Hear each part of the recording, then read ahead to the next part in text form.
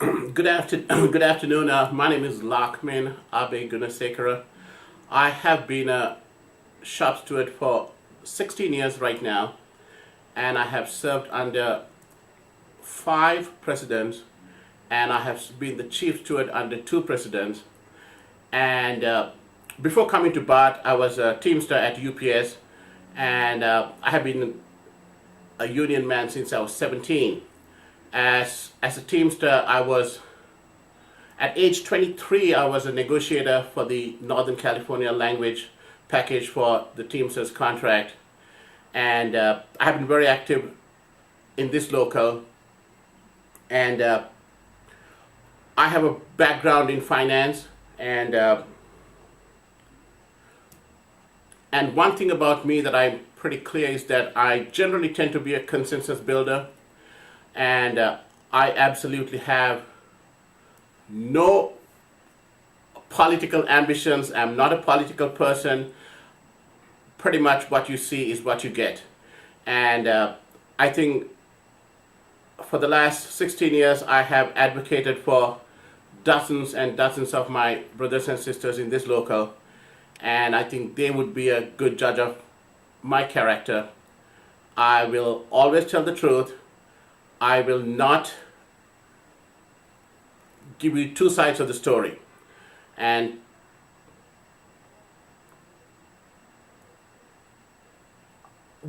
two people who basically could tell me about my character would be the two leading candidates for president today.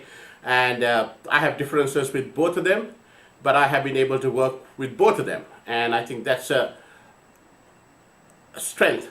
And we have problems in the sense the district is pretty much wanting to break this union.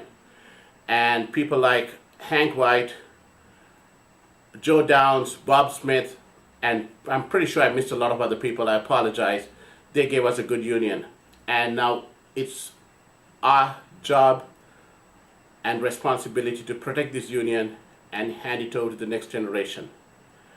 And I think I have the experience and the temperament and the respect of my brothers and sisters in this local to be elected to the executive board. And one thing I will promise you is that I will always tell you the truth, and I will not be political. I will not tell you something just to placate you or what's convenient. And thank you very much.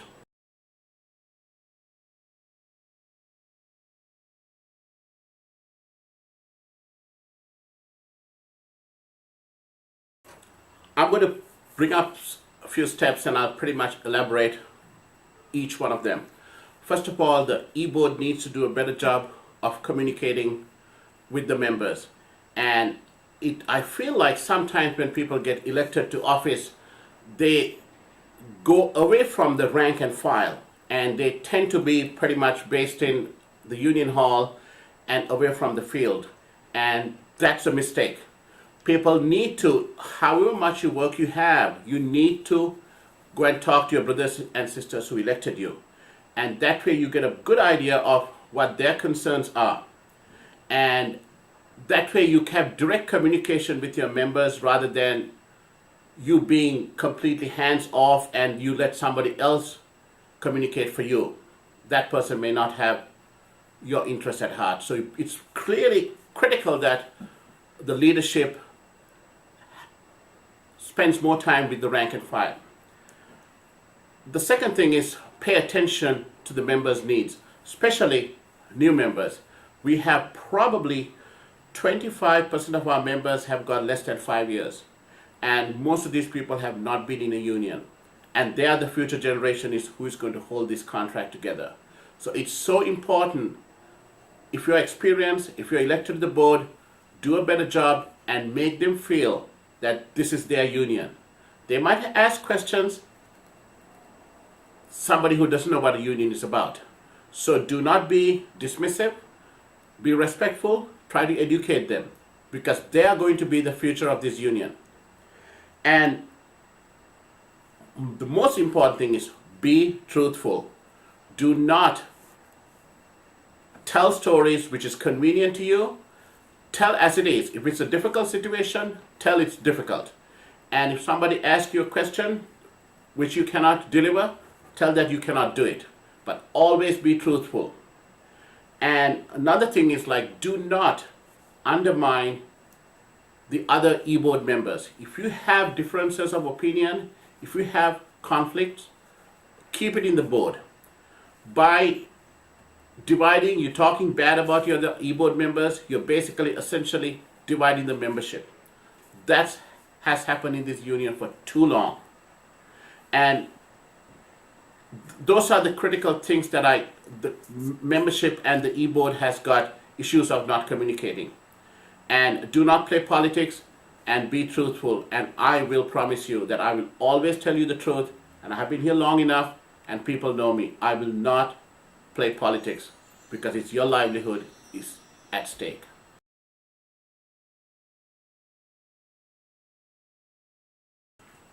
The preparation for 2017 should begin on January 1st of 2014, not on April of 2017 when we begin negotiations. How to do that? What we need to do would be to fight the district with everything on our contract that is being done, should be done with the grievance process. We need to have a strong grievance committee. Everything when the district violates the contract, it has to be grieved. Do not cut any slack to the district. In order to do that, we need to have stewards, have to be educated, our members have to be educated. And that's one of the things that I would love to be part of, would be to fight the district on every aspect of protecting our grievance. And another thing, a novel thing I could bring to the table would be, I was thinking, is that we need to have a communication committee. Perhaps 4 or 5 dedicated people who are very good with computers, who are very good with communication, and potentially who could write. These people should have all the information for all the transportation reporters, the news anchors, editors, the whole media gamut of the Bay Area.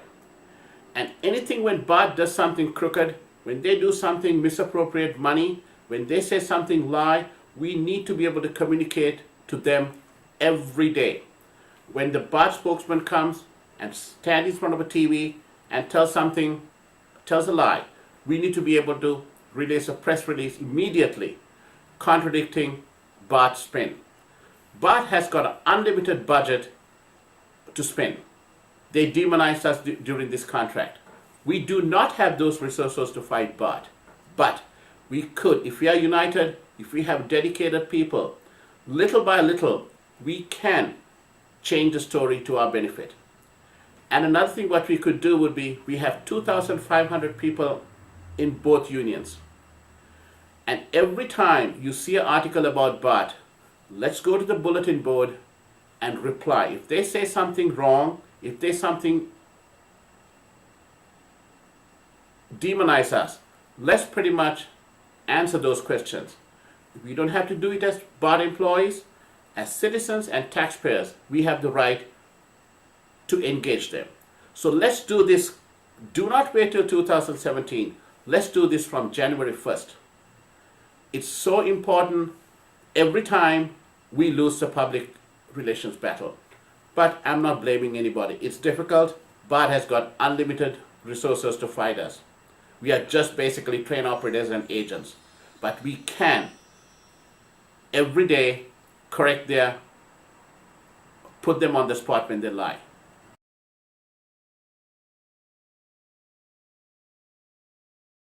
As the previous question, we should start it on January 1st, not in 2017, but in 2014. Always the district has been able to spin saying that we are overpaid, we get more generous benefits than we deserve. And public for the large part has believed it.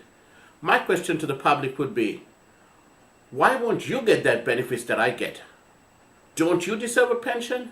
Don't you deserve health care? And that's the conflict, that's the communication that we have, conversation we need to have with the public. And every time it looks like We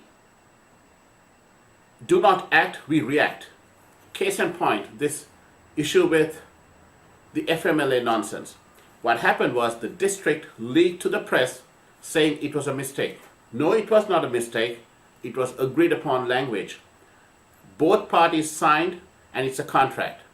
And now the public believes that it's a mistake. No, it was not a mistake. It's the contract language. So we need to be able to communicate with the public. As I told you earlier, like we need to be in the reply to every bulletin board.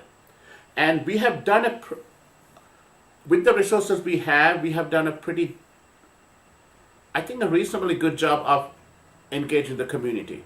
We need to do a better job, but that job has to be every day.